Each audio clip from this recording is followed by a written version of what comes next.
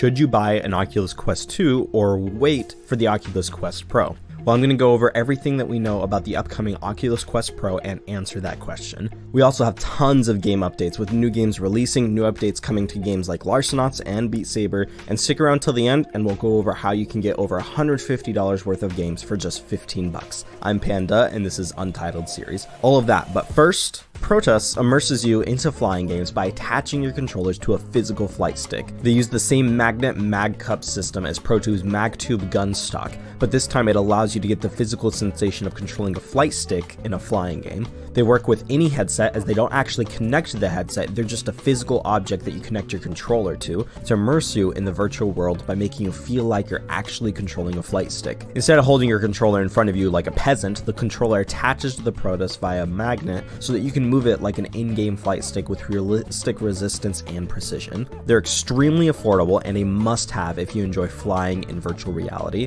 Check them out at the link in the description. Of course, first off, we have a new update for the Oculus Quest version 33, which, like every other update, is the most amazing, awesome update ever with new, amazing features. If you can't pick up on my sarcasm, the new update really doesn't have anything that interesting beyond a sharpening feature for Oculus Link and Air Link to improve the image quality and make text a little bit clearer. Other changes involve increased security with the Oculus browser, the ability to clear the Guardian history, which I swear is something we could already do, and then multitasking is leaving the experimental features and several other smaller updates that really aren't even worth mentioning. In other Oculus news, Facebook is partnering with Zoom to make it work natively in Horizon Workrooms, which is really smart on Facebook's part. As the industry leader in virtual meetings, integrating Zoom into Workrooms will make it that much easier for businesses, students, and others to use the app more efficiently. That said, I have heard, and I don't know if this is still true, but I have heard that Horizon Workrooms isn't actually available to enterprise headsets. In case you didn't know, Oculus sells enterprise versions of the Quest for a nice markup, with the main difference being that you don't need a Facebook account to use the device as it's meant for enterprise use. Well, apparently, companies with the enterprise headset, the business version of the headset, they can't even use Horizon Workrooms with those headsets. So, good job, Oculus. I'm sure this will change in the future if it hasn't already, but it is still hilarious to me that this happened at all. Alright, let's talk about our main topic, and the main reason you probably clicked on this video. I get people asking me all of the time, especially with the leaks coming out, should I get a Quest 2? I also get comments lamenting the fact that they just bought a Quest 2 and then hear the news that a Pro version is probably coming out soon with face and eye tracking. So I just want to say, if you just bought a Quest 2 or are thinking about a Quest 2, you're good. Go ahead and buy the Quest 2, enjoy it, you're not going to miss out on much. What we know right now about the next headset from Oculus is essentially this. It is most likely going to be a Quest Pro, not a future generation. It will more than likely have eye tracking, face tracking, and other sensors, and may also have upgraded lenses with a lens depth adjustment. All of this is based on various comments from people at Oculus, including Zuckerberg himself,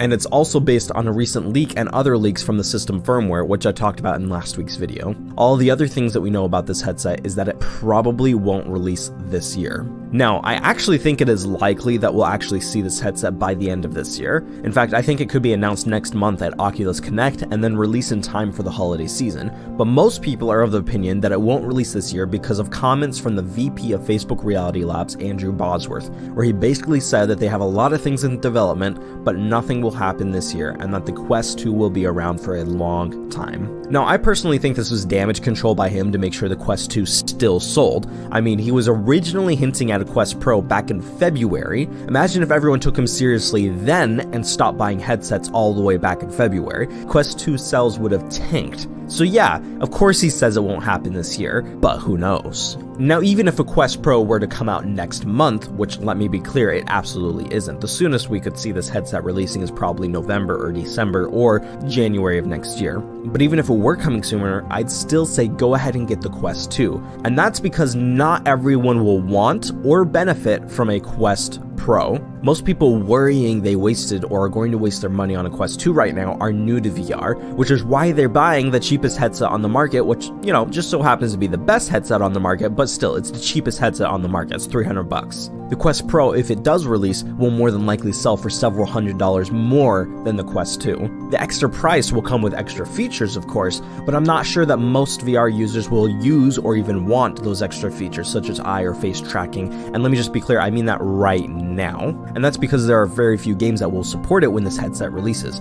I think the main reason Oculus wants to release eye tracking and face tracking is to make their Horizon Workrooms experience and other productivity-related apps work a lot better. They want their avatars to feel lifelike, and eye tracking alone will do so much for that. But outside of that, there aren't that many games that will support eye and face tracking that run natively on the Quest. Now, of course, I want eye and face tracking to come out and become a normal thing. I want that to be something that every headset has in the future. As soon as the Quest Pro releases with these features, I think more apps are going to work to implement these features natively into their applications and make it more mainstream. But that kind of thing takes months and even years to integrate into most games, which means if the Quest Pro does release this year or next, you probably won't have that much of a need for those extra features that it will be providing, at least for several more months. And even then, if you're not a social VR gamer or a PC VR user who will have the most access to these kinds of features, you might never use eye and face tracking. If you just use your headset for smashing noobs in Population 1, Onward, or Echo, I promise you all of those games are never going to have eye or face tracking. I mean, for Population 1, they have their eyes covered for crying out loud. So in summary, don't worry about the Quest Pro. It's exciting new tech that I want to see released soon, but if you're new to VR, just getting into VR, don't worry about it. The Quest 2, the stock one, not the Pro version, the regular one that you can get now, is still going to be the best option even after the Quest Pro releases. I mean, assuming the Quest Pro doesn't come with some amazing, cool, awesome features outside of just face and eye tracking, but based on what we know now, the Quest 2 is still the best option. Especially considering if the Quest Pro does release, it will definitely be more expensive. Now, real quick, I just want to mention Slime VR. Slime VR just started a crowd supply campaign, which is essentially a version of Kickstarter. They already surpassed their goal by a lot, but I'm still going to mention them as they offer affordable full body tracking for VR. What's unique about this form of full body tracking is that it doesn't use base stations, which has a ton of benefits as well as a few downsides. The biggest benefit is that they're way cheaper than traditional full body tracking. You can check out Thrillseeker's video using links in the description if you want to check it out and consider supporting them. I personally decided to order their lower body set, and I'm really looking forward to next March when they're supposed to ship so that I can try them out and finally join the full body tracking club. Now, all of that out of the way, all the hardware news out of the way, let's move on to the newest VR games and game updates. Samurai Slaughterhouse is a beautiful Japanese-themed manga-inspired open-world game. It just released for early access for PC VR and is available on itch, and I believe Patreon also, his Patreon. I've been following this game for a while now, and I just got to try it, and it is definitely early access right now. It's really buggy, but let me just say, the game, the visuals are absolutely gorgeous. There's something really beautiful about the black and white world where the only color is the blood of your enemies. I'm really excited to see this game further develop because it has some serious potential, and I highly recommend you support the dev on Patreon or by purchasing the game from itch, because this game is seriously going to be awesome when it finishes. Beat Saber just added crossplay to their multiplayer mode, allowing Steam and Oculus users to be able to play together. You won't be able to invite players from different platforms, which makes sense considering they use different friend systems, but you'll be able to join your friends with the room code feature, so that's cool. Nice of these VR games to catch up to what should already be working outside of the box. Now, that's not the only Beat Saber news. We actually have a new Billie Eilish music pack coming out on September 21st. So, tomorrow. Now, I know most of you are probably feeling that strong hipster urge to just immediately dislike her and dismiss this altogether because, you know, she's popular, much in the same way that you hate Fortnite, BTS, and anything the kids like these days. But let me just say, as a professional musician, I can really appreciate her music and the musicianship her and her brother put into writing these songs. She has some quality music, and I'm genuinely excited for this music pack. Now, if you're a big Half-Life fan like I am, you might know that a Half-Life 2 VR mod has been in the works for a couple of years now, with seemingly no new news on it coming in the last few years. In fact, since the mod was originally announced, we have received a mod for the original Half-Life, and Valve even released a brand new Half-Life game, Half-Life Alex? Well, the same modder who did work on the OG Half-Life VR mod, which is available for the Quest via SideQuest, by the way, he is now starting work on the Half-Life 2 mod, continuing the work that was started several years ago. They're working to actually make the code open source too, so that others can contribute to it and get the project done quicker. Of course, no date for the release yet, but I think I'll want to go back and replay all of the Half-Life games in VR once it does release. That would be a ton of fun, so keep your eyes out for that. Painting VR is a really cool immersive painting experience that really makes you feel like you're painting on a real canvas. Videos of people painting amazing pieces of art have gone viral on TikTok, and while I'm not artistic at all, I still bought the game and had fun in it. Well, right now, they're running a Kickstarter to get the funding they need to bring multiplayer to the app. They hope to let players get in the same room with each other to work on art projects together, which is something that doesn't really exist in any other painting VR experience that I know of. This will allow you to work collaboratively with your friends to put out your art. And if you want to support the devs in this effort and get access to the game, check out their Kickstarter linked below, or just purchase their game from App Lab, as I'm sure either way you're contributing to the success of the project. Larcenauts is getting a big update with a new character, new map, private lobbies, and a new game mode. And I mean, I'll be honest, I don't enjoy this game at all. The rushed release just put a bad taste in my mouth, and now I have a hard time enjoying it. But I will say, at least they were a little bit quicker than Population 1 adding private lobbies. The update is called the Zarius Heist and is releasing on September 30th. Outside of that, we don't know much except that the new game mode will be called the Payload Objective, which sounds like you'll be fighting to get valuable cargo or something like that. I don't know. It'll probably be just as vague and pointless as everything else in the game. You're not actually committing to larceny for any specific goal in Larcenauts. The goal itself in Larcenauts is to break the law for no apparent reason, because that's just who you are. You're a larcenaut. You commit larceny.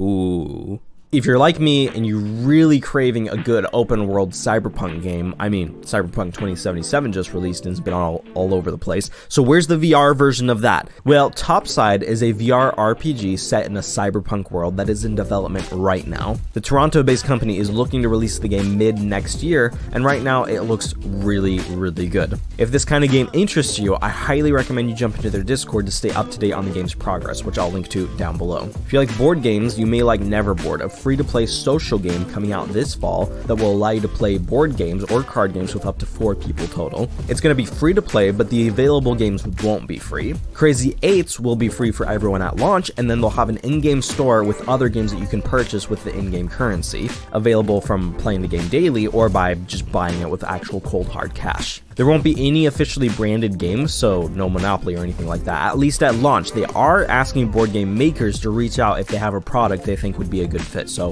who knows? I personally would love a VR game where I could literally just play any board game. I just got Catan VR because I love Settlers of Catan, and let me just say that the experience is amazing and I highly recommend it. Hopefully we can see games like this come to Neverboard in the future, because I have no idea what Crazy 8s is and I will probably never find out. If you play PC VR, you can get $154 worth of games right now for only 15 bucks. Humble Bundle's Fall VR Emporium game bundle comes with 7 titles worth $154. Arizona Sunshine, House Flipper VR, Until You Fall, Zero Caliber, A Fisherman's Tale, Paper Beast, and Wands. This is honestly so worth it, because even just Arizona Sunshine usually runs for like 40 bucks, so getting that with all of these other games for only 15 is a great deal. The link for that will be down in the description. Now, I know this video had a lot of calls to action, but that's because there's a ton of cool things happening in VR right now. If you really want to see VR succeed and grow, then supporting these devs and VR companies is the way to do it. I really hope this video was at least somewhat entertaining and informative for you.